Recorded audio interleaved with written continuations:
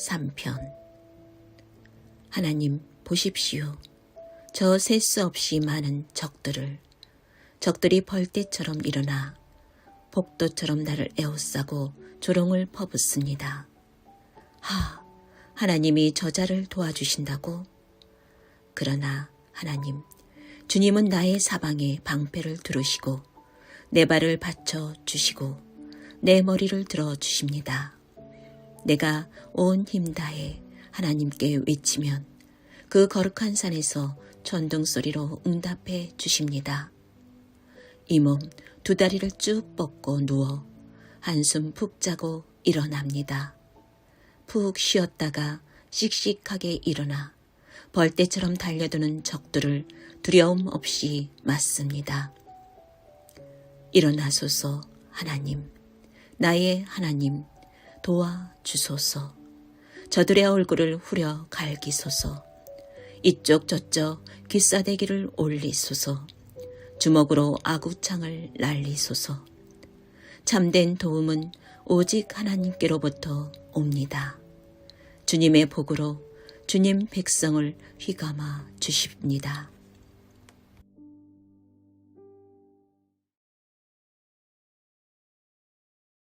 할렐루야. 오늘 우리에게 주신 하나님의 말씀은 시편 3편 1절부터 8절까지 말씀입니다. 오늘 말씀의 제목은 이쪽 저쪽 귀싸대기를 올리소서입니다. 저는 예전에 어떤 전도사님이 하나님과 나눈 대화 한 토막을 듣고요. 웃음을 참을 수가 없었습니다.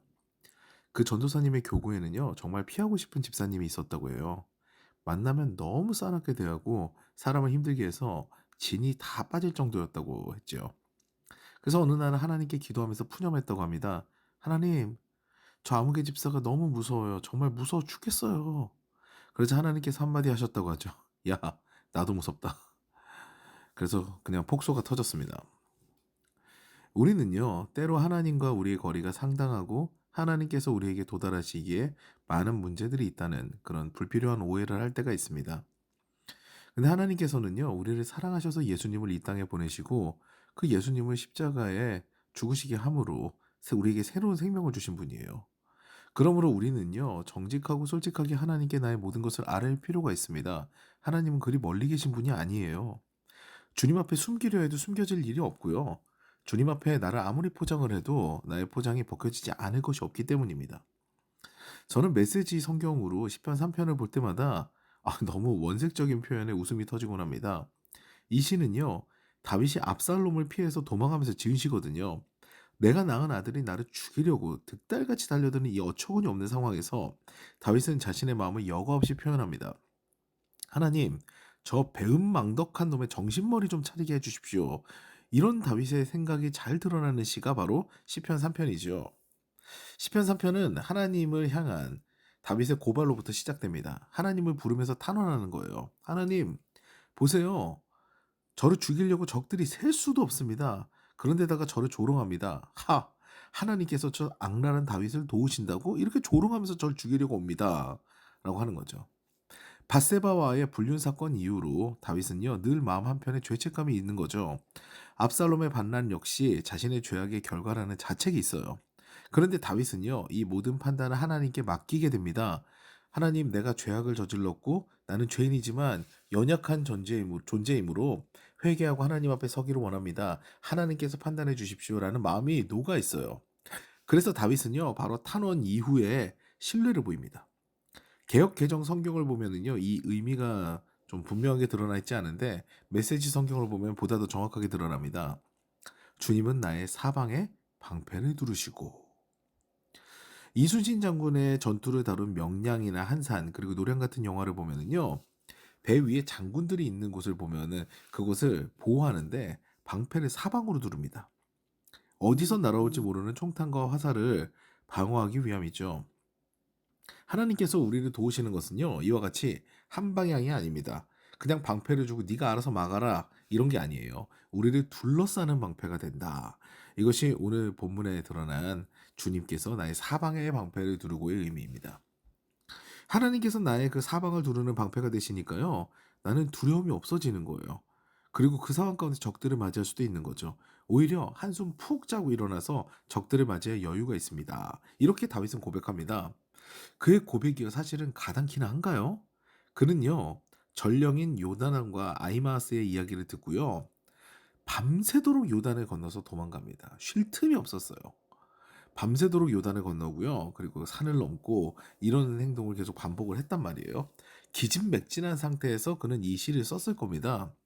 그럼에도 불구하고 압살롬의 추격권에 벗어나니까, 그리고 하나님을 바라볼 수 있는 여유가 되니까, 그때 그는 피곤한 몸이지만 이 모든 여유를 되찾게 된 거예요.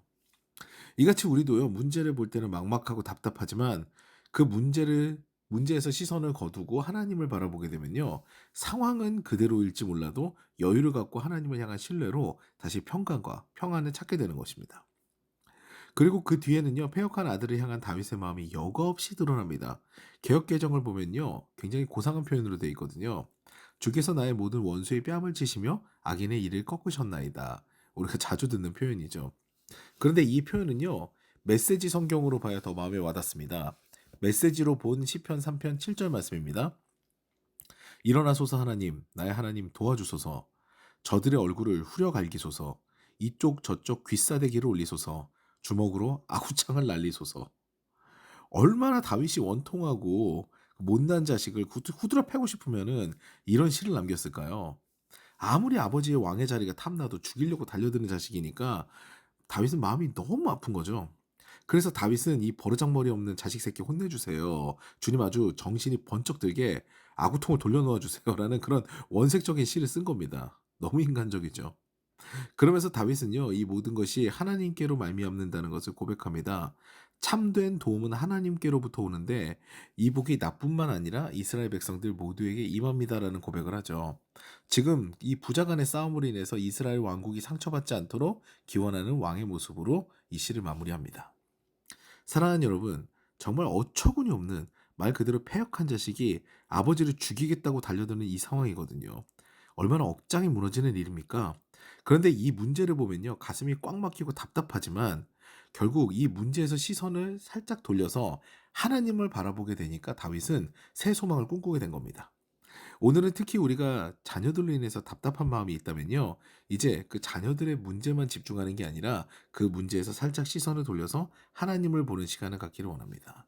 우리는 해결하지 못하지만요, 하나님께서는 해결하시고 평강을 주시는 분이시거든요. 그 하나님을 믿는 믿음으로 오늘 하루를 시작하시는 저 여러분 되시기를 주님의 이름으로 축원합니다.